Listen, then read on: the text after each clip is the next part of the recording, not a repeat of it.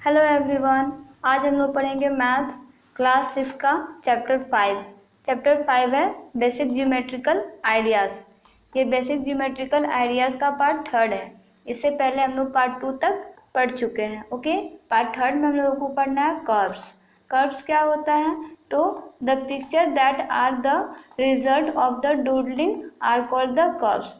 यहाँ पे important doodling होता है। डूडलिंग का मतलब क्या होता है कि किसी भी शेप का लाइन ड्रॉ करना। दैट मीन्स रेंडमली आप कोई भी शेप को ड्रॉ करते हो, कोई भी शेप आप ड्रॉ कर सकते हो, चाहे वो ये शेप हो चाहे वो ये शेप हो, किसी भी तरह से आप रेंडमली कोई भी शेप को ड्रॉ करते हो तो उसको हम लोग कर्व्स बोलते हैं। ओके, जैसे इस शेप को कर्व्स बोल सकते हैं, इस शेप को भी कर्व्स बोल सकते हैं। अब देखो, कर्व्स में कुछ इंपॉर्टेंट टॉपिक्स होते हैं जैसे simple curves, open curves and close curve. ठीक है, तो हम लोग सबसे पहले सिंपल कर्व्स पढ़ते हैं। सिंपल कर्व्स क्या होता है?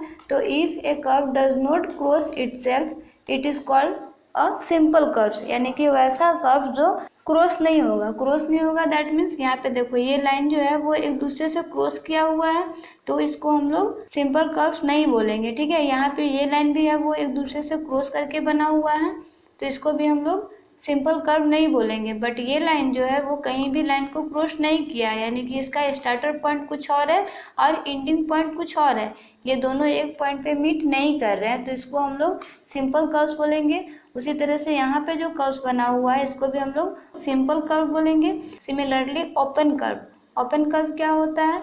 A curve has two end point and when it does not enclose the area within itself it is known as an open curve, यानी कि ऐसा कर्व जिसका टू एंड पॉइंट होता है वो एक दूसरे से मीट नहीं करता है। ठीक है, within itself is known as an open curve, यानी कि अपने आप से वो मीट नहीं करता है, तो उसको हम लोग ओपन कर्व बोलते हैं। जैसे एग्जाम्पल में यहाँ पे देखते हैं, इसका स्टार्टर पॉइंट भी कुछ और है और एंडिंग पॉइंट कुछ और दिया हुआ है। ठीक है, तो ये दोनों पॉइंट जो है वो डिफरेंट पॉइंट दिए हुए हैं, तो इसको हम लोग ओपन कर्व बोलेंगे। ठीक है, इसी तरह से यहाँ पे भी एक पॉइंट दिया हुआ है और यहाँ पे भी एक पॉइंट दिया हुआ है जो एक दूसरे से मीट नहीं कर रहे हैं। ठीक है, तो इसको हम लोग ओपन कर्व बोलेंगे। नेक्स्ट है क्लोज कर्व। क्लोज कर्व किसको बोलते हैं? तो a curve has no end point and when it enclose the region और area it is known as the closed curve. That means जिस पॉइंट से ये स्टार्ट होता है उसी पॉइंट पे आकर के मीट करता है। ठीक है, यानी कि इसका स्टार्टर पॉइंट सपोज करो यहाँ से ये स्टार्ट होता है। ठीक है, और ये फिर से कर्व बनाते हुए आके इसी पॉइंट पे मिलता है। ठीक है, तो ये एक क्लोज कर्व का फॉर्मेशन करता है, तो इसको हम लोग क्लोज कर्व बोलेंगे। ओके, उसी तरह से ये कर्व जो ये टोटल पैक्ड है, यानी कि इसको भी हम लोग क्लोज कर्व बोलेंगे। और सर्कल का जो शेप होता है वो भी पूरा पैक होता है, यानी कि उसका भी कोई एंड पॉइंट नहीं होता है, वो जिस पॉइंट से स्टार्ट होता है उसी पॉइंट पे एंड होता है। दैट मीन्स ऐसे कर्व को हम लोग क्लोज कर्व बोलते हैं। ओके, अब देखो यहाँ पे क्लोज कर्व के कुछ पोजिशन होते हैं।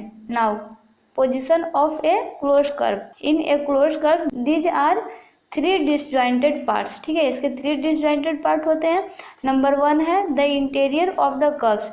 Interior of the curve that means अंदर का पार्ट होता है, जिसको हम लोग इंटीरियर कर्व्स बोलते हैं। नेक्स्ट होता है बाउंड्री ऑफ द कर्व्स। जो लाइन पे जो पॉइंट बना होता है उसको हम लोग बाउंड्री ऑफ द कर्व बोलते हैं।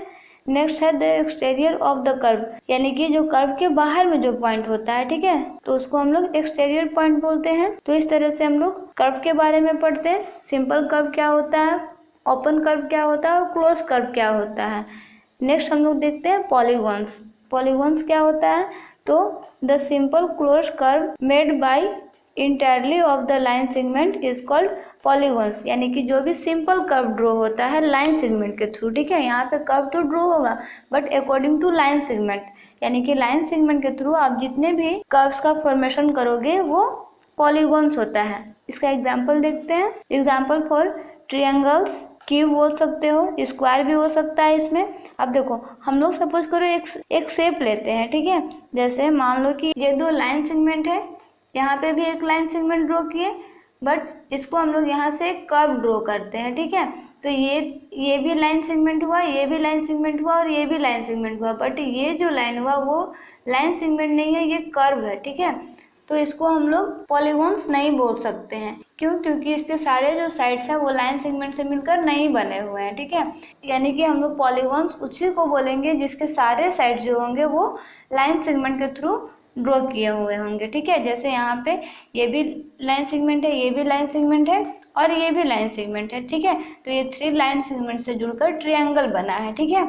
उसी तरह से यहाँ पे ये भी लाइन सेगमेंट है, ये भी लाइन सेगमेंट है, ये भी लाइन सेगमेंट है और ये भी लाइन सेगमेंट है, ठीक है। तो ये 4 लाइन सेगमेंट से मिलकर ड्रॉ हुआ है, दैट मीन्स इसको हम लोग पॉलीगॉन्स बोलेंगे, ओके। अब पॉलीगॉन्स में 2 इंपॉर्टेंट टॉपिक होता है, साइड एंड वर्टिसेस, ठीक है। अब ये साइड और वर्टिसेस क्या होता है, तो सबसे पहले हम लोग साइड देखते हैं। तो the line segment forming a polygon are called its side, यानी कि पॉलीगॉन के थ्रू जो लाइन का फॉर्मेशन होता है उसी को हम लोग साइड बोलते हैं। जैसे ई से डी तक का जो डिस्टेंस है उसको हम लोग साइड बोलेंगे। इस तरह से जितने भी डिस्टेंस दिए हुए हैं वो सारे साइड होंगे, ठीक है। तो एग्जांपल के लिए ए बी सी डी ई में हम लोग देखते हैं साइड्स ऑफ पॉलीगॉन क्या होंगे, A B C C D D E and E A, ये सारे साइड्स ऑफ पॉलीगॉन्स होंगे, ओके। नेक्स्ट है वर्टिसेस। वर्टिसेस क्या होता है, वर्टिसेस मीन्स कॉर्नर पॉइंट, ठीक है। यानी कि the meeting point of a pair of side is called a vertices, ठीक है। जहाँ पे कोई पेयर मीट करता है, पेयर दैट मीन्स यहाँ से ई और ए, ई एंड बी 2 पेयर दिया हुआ है जो ए पॉइंट पे मीट कर रहा है, ठीक है। तो ए क्या हो जाएगा, इन दोनों का वर्टेक्स हो जाएगा, ठीक है। इसी तरह से यहाँ पे एग्जाम्पल में एक लिखा हुआ है side A E and E D, A E और ई डी जो है वो मीट कर रहा है ई पॉइंट पे, ठीक है। सो ई इज अ वर्टेक्स, तो ई को हम लोग वर्टेक्स बोलेंगे। उसी तरह से जितने भी कॉर्नर वाले पॉइंट हैं डी भी वर्टेक्स हो जाएगा ई डी और सी डी का। उसी तरह से सी भी वर्टेक्स हो जाएगा C D and B D का। उसी तरह से वी भी एक वर्टेक्स हो जाएगा C B and A B का, ठीक है। तो इस तरह से जो भी कॉर्नर वाले जो पॉइंट्स होते हैं उसको हम लोग वर्टेक्स बोलते हैं, ओके। नेक्स्ट टॉपिक देखते हैं। Next topic is adjacent side, ठीक है। अब एडजेसेंट साइड क्या होता है, तो any 2 side with a common end point are called the adjacent sides of the polygons. यानी कि जो भी 2 साइड दिया हुआ उसमें कोई एक कॉमन एंड पॉइंट आता है, ठीक है। सपोज करो आप कोई भी 2 साइड को ड्रॉ करते हो तो उसका कुछ तो एक पॉइंट आएगा ना जो दोनों में कॉमन होगा, तो उसी को हम लोग एडजेसेंट साइड बोलते हैं। जैसे यहाँ पे ए बी और बी सी, ए बी और बी सी में कॉमन पॉइंट क्या है, तो बी जो है वो कॉमन पॉइंट दिया हुआ है जो ए और सी दोनों में है, ठीक है। उसी तरह से बी सी में देखते हैं और सी डी में, तो बी सी और सी डी में सी जो पॉइंट है वो बी में भी है और डी में भी है, hence B is the common point, ठीक है। ए से बी का डिस्टेंस और बी से सी के डिस्टेंस में यहाँ पे ये जो आता है बी, ये दोनों के बीच में आता है, यानी कि ये दोनों में आता है, ए में भी आता है और सी में भी आता है। तो इसको हम लोग कॉमन पॉइंट्स बोल सकते हैं, that is called to be adjacent side. तो इस साइड को हम लोग एडजेसेंट साइड बोलते हैं। बेसिकली आपको इसमें ये याद रखना है कि जब भी हम लोग 2 साइड फाइंड आउट करते हैं तो दोनों साइड के बीच में जो पॉइंट कॉमन होता है, यानी कि जो दोनों पॉइंट्स में होता है, उसी को हम लोग एडजेसेंट साइड बोलते हैं, ओके। नेक्स्ट है एडजेसेंट वर्टिसेस। एडजेसेंट वर्टिसेस क्या होता है, तो the end point of the same side of a polygon are called adjacent vertices. That means कोई भी एंड पॉइंट का अगर साइड जो होता है वो सेम होता है, ठीक है, तो उसको हम लोग एडजेसेंट वर्टेक्स बोलते हैं। जैसे यहाँ पे एडजेसेंट वर्टेक्स क्या हो जाएंगे, ए कॉमा बी एडजेसेंट वर्टेक्स दिया हुआ है, यहाँ पे भी कोई एक अपना पॉइंट्स बन रहा है। उसी तरह से B C, C and D, तो एडजेसेंट वर्टिसेस हो जाएगा A and B, B and C and D and E and A, यानी कि जो भी कॉर्नर वाला जो पॉइंट होगा वो सारा एडजेसेंट वर्टेक्स हो जाएगा, okay. Next topic is diagonals.